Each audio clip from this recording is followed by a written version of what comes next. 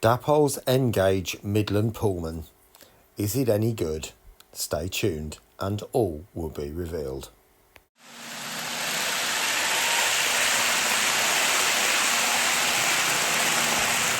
Well, good afternoon everyone and welcome back to Piccadilly. Now I have to say this in front of you has been something I've wanted right from the start of seeing it announced. So this is for the N-Gauge layout and this is a full Midland Pullman. All 9 carriages and 2 power cars. Let's have a look. All right, for those who are interested in the box, there's the front cover. And to be honest with the sides is pretty much very similar, just pictures of the train. Pause that if you want to read what's going on there. And you can see the formation of the whole train just there. Again, pause it if that's what you're interested in. But obviously I'm interested in what's inside. So obviously that's there as well. Okay, let's get it out. And there it is. I have to say, it does look an impressive piece of equipment. There's no doubt about that. Now, this doesn't come cheap, as you can probably imagine, and 450 odd pounds, and which I decided to sell 1 or 2 00 gauge bits to help fund it. Now, if you're going to try and find this train in 00 gauge, it would cost you considerably more, somewhere in the region between £600 and £800, if not more than that, depending on where you can find it. The 2 power cars alone are running in around about the £360 to £380 mark. You may get it a little bit cheaper if you can find them. Again, the coaches are out. I've seen them for about £35, but I've also seen them ranging for up to anything up to £50 each, and that's assuming you can find the ones that you want, because each coach is sold separately. Here in N-Gauge, it all comes as one big pack. Okay then, now what I will do is I'll show you the powered car, obviously, but one's obviously got a motor, the other's a dummy. So I'll show you the powered car, and because the dummy car is exactly the same as this, and then one coach. There are variations on the coach, but once you've seen one, you've kind of seen them all. But as you can see, Dapol have done an absolutely beautiful job. I'll just give you a bit of a spin round.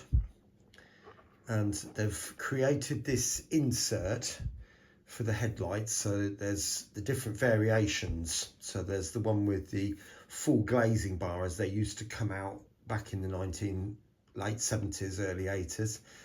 And this one here has the overhead light, separately fitted handrail. And if I can get in close enough, you can have a look at that print there, look. I mean, bearing in mind, this is N-Gauge, and sometimes the camera's not always very flattering, but look at that. I mean, it might not be an exact representation, but certainly that does look beautiful. And when it's going round, you know, you look at it from there, that's gorgeous, I like it. And going around this side as well, the printing, look at that with the shadows. And the whole of this locomotive is what, 4 inches, maybe 5 long, because obviously N-Gauge. And it does come with etched nameplates to put on there. And weirdly, they've given you 4. They're all the same, so maybe that's just 2 extra if you muck it up. And warning flashes there, and a stripe, cantrail stripe going around the top. I mean, for N-Gauge, you've got to marvel at the detail on this, because I mean, it's not easy to do. And that window vent, if you like, that's amazing. I mean, it actually looks like it's 3D printed, but it is actually a clear piece, been moulded and then painted. So you can clearly see the number there, 43046. Coming round the back. Yeah, so there's the number there. I mean, obviously there used to be a window here, didn't there? And that's all been blocked off. And those warning flashes on the back there, you can actually see they are warning flashes. And again, like I keep saying, this is N-Gauge. I can't stress it enough. And, you know, I wanted to do this kind of review because it is a bit of a special train, really, isn't it? And this variant does have the double fan. Obviously, they're not going to work, and obviously that's moulded. But let me show you another HST, what they've always seemed to be. All the HSTs that I've seen have always had this grille here. But obviously, Dapol have worked out a way of maybe changing that. I mean, there's a lot of detail which is kind of the same. And obviously, the newer one does have the smoke deflector. Now, I'll zoom out a little bit. Now, I'm just putting my fingernail underneath, pulling that body side up, fingernail in there, and look how easy that comes off. Now, I'm being gentle because there's highly likely going to be wires. Yes, there are. So there is the motor unit. And as you can see, next 18, and that is a blanking plate, and they will have to stay DC for a little while, unfortunately, because I don't have any next 18 decoders. And the reason for that is because I want to put sound in this. And because it's kind of representing a classic train that's used to run back in the 60s, I'm going to put a Paxman Valenta in this. Now, maybe some of you may, and that's not prototypical. Well, it's my layout, and I'd like the idea of having that sort of squealing, screaming Valenta as it's going round. I really do enjoy listening to that, and I kind of miss it when we hear the MTU engines. They're not the same, but there it is. I mean, for N-gauge, that's fairly weighty as well. So again, that's quite pleasing. That just clips in and it just snaps up, and that's the body back on. How simple is that? Now, just to show you the difference between that and the dummy car, and I'm doing this live, so to speak, so you can see me physically take the body off, again being very careful at that end because of the wires. But look, the only difference in the chassis is the place where you put the motor. They use exactly the same chassis for the dummy as the motor vehicle. So again, very, very simple. I'm hoping that the sound decoder will fit in there, no problem. But I've got a feeling it's going to come back this way, and I might have to cut back some of this bit here. I don't know at the moment. I'll get in touch with YouTubes and see what they have to say, but that won't be yet, unfortunately, because, you know, it's the old oolah, isn't it? And we have to make sure that we've got enough to do what we need to do. Now, again, Dapol have been making Mark III coaches for quite a while, so there's nothing new in terms of what the coach is like. And this is obviously the old slam door style. This is the TGS, trailer guard second, I think, where I think initially, back in the day, there was another window just there, and the guard initially was put there. But I think they found that the Paxman Valenta engines were so loud that the guard couldn't hear himself breathe, let alone think. So they decided to transform the end of a carriage, if you like, and shorten this little bit. So you've got a little guard section in there. So you can see that. And obviously in this particular carriage, there's a window being blacked out, or whited out, I should say. But again, it's the detail I want to show you. If we can zoom in on that. I mean, this carriage is about 6 inches long, but that bit between the windows there, if I can get you close enough. Oh, it's the badge on the front of the train, isn't it? It's that there. I just realised what it is. But that is incredible. And door 1, and obviously there's some kind of symbol there underneath the light, and again the word Pullman with shadows as well, and you can clearly see the number there as too. Very nicely done. And the cant rail, I think, is part of the body. Yeah, it's part of the body shell. The roof comes off, which I'll show you in a minute. So just go round to the end. it is a bit difficult. Let's move that out of the way. So again, two warning flashes on the top. And I don't remember the Mark IIIs having these indents just there. And obviously the other side is going to be pretty much the same as it's always been. Now, these are very beautiful carriages to work on. They come apart very, very easily. These bogies literally just snap off, should you need to do so. And they are electrically connected, as you can see there. So obviously the electrical connection runs up to this point, and there is brass strips running right the way down through the whole carriage. So you can fit lighting to these if you want to. Now, the roof comes off. Now, I'm using my fingernail and just trying to get it, there we go, into that gap. Slide it down all the way. There we are. I was just checking there was nothing inside, but there we go. Now, you can buy a lighting strip. Right, just before I go any further, I thought I could just show you one of these Dapol light bars. You'll have to forgive me, it's got a bit dark outside. We've just had horrendous thunderstorm, brightened up, and I think we're due for another one in a minute. But there we go, that's what it is. And obviously this wire here, that plug, then plugs into that socket just there. All right, and then you blue tack, double-sided tape, whatever you want, into just there, kind of like that. Yeah, you can see that is just absolutely beautiful. And you know, I might put lights in it again, I don't know at the moment, we'll just have to see. But you can see how easy it would be if I wanted to populate that with people. And yes, you would need to chop quite a lot of their leg off. Right, let's get it on the track, and bear in mind it will be on DC. Okay, let's catch you shortly.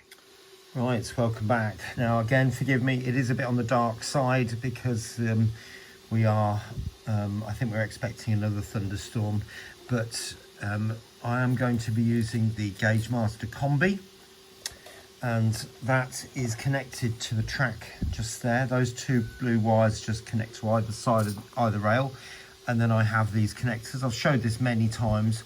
All my controllers have that female connector, all the layouts have that male connector, so I can swap out a DC or a DCC controller as and when, so no problems at all.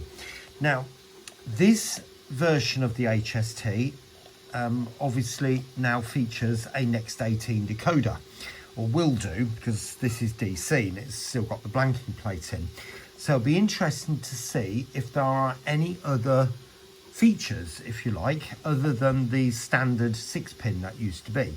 So let's have a look at it running really slowly. So 10%, nothing yet. Oh, the light on the controller has just come on. That red light's literally just come on.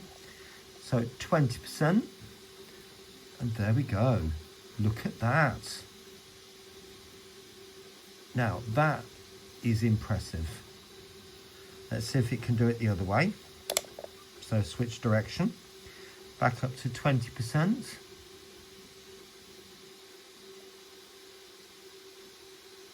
I can see the red lights, I'll show you those in a minute, and there we go, look at that.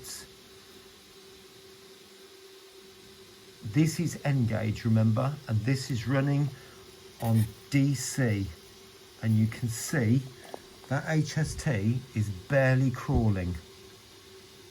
I'll see if I can turn it down a little bit more, just a tiny fraction. And a tiny bit more. It's still going. It's still moving. That is unbelievable. If you're not sure, focus on a sleeper and watch it pass. I mean, to be honest with you, many 00 gauge locos won't do that. And look at that. You can see we've now got the two outside lights and the top light and the high density light in the middle there.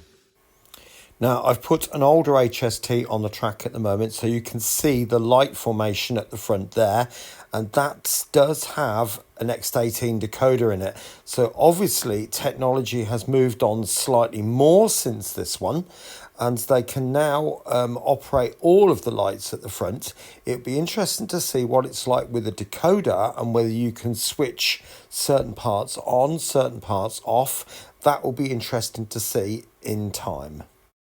Now, I don't know whether I'm going to be able to go to day and night mode. I would doubt it in Engage, but that is impressive. Now, let's switch to the other end. The two red lights, which should be on the outside, I believe, on this model. So let's have a look. And they are indeed. You can see that just going around there.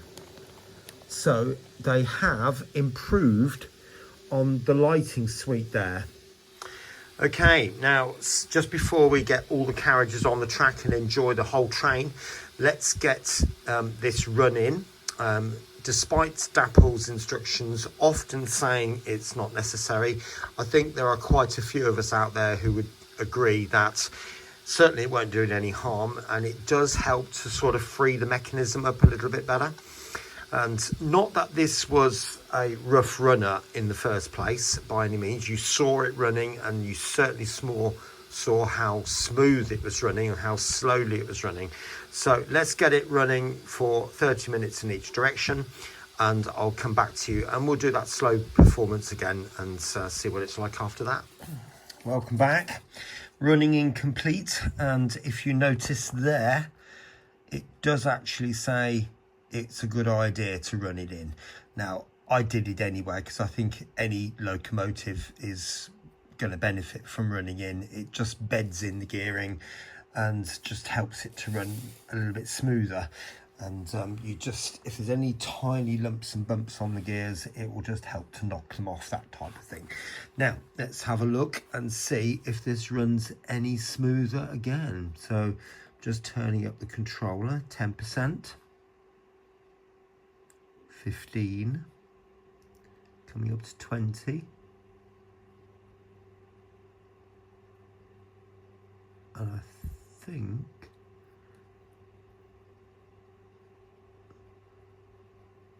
is that any smoother before? I don't know, to be honest. Let's reverse it, take it back up to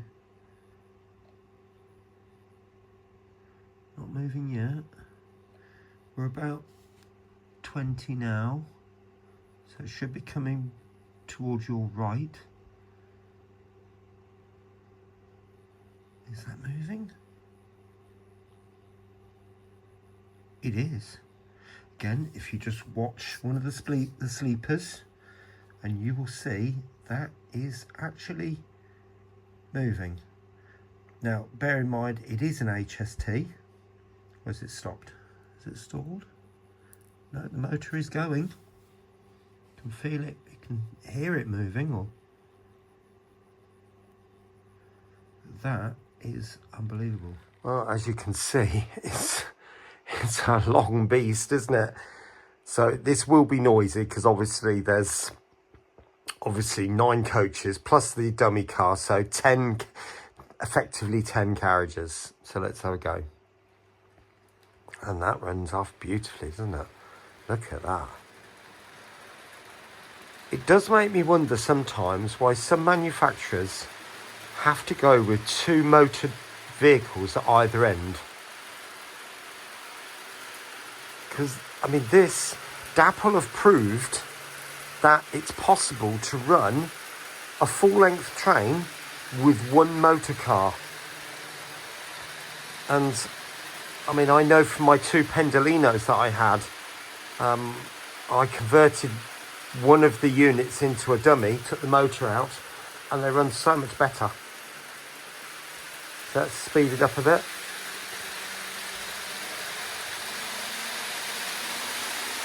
Now remember, it is a bit noisy on the polystyrene.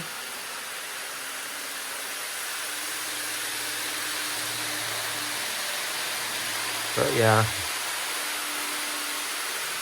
it's certainly a very impressive train, isn't it? And I think when I get to Piccadilly when I get it up and running on Piccadilly, I think it will be so much better. But it will only go on there when the sound is fitted. So that may be a few months. I'll just take it around one more time and then we'll see it going the other way. Motor's a little bit on the noisy side, I have to be honest, and that's this front one here. The dummy is that end just down there. Okay. So let's reverse it and see it going in the other direction, which will be, hopefully, the lights will work the same. I did notice it was a bit creaky in reverse mode. Well, the lights clearly work the same. Oh, are we derailed? Have we got a derailment there? Yeah, you can see sometimes these couplings do get pushed up, and so they're sort of hugging the bottom of the carriage, if you like. So you just need to pull them down. You hear a little click, and then all is good again. And certainly a special train like this, I think this was such a brilliant idea. Whoever's idea it was to turn an HST into a Pullman, just to sort of recreate what once was. And sadly there was none of the original Pullmans left, those blue Pullmans. But yeah, I am so happy with that and really, really pleased that I got it. Alright, anyway, I think I will leave the video there. I will hopefully be back, hopefully before Christmas with this particular train, with sound, and I will hopefully show you how I fit the sound if need be. And I'll hopefully be back with Piccadilly maybe in a week, maybe in 2 weeks. We'll see then. Take care of yourself, and bye for now.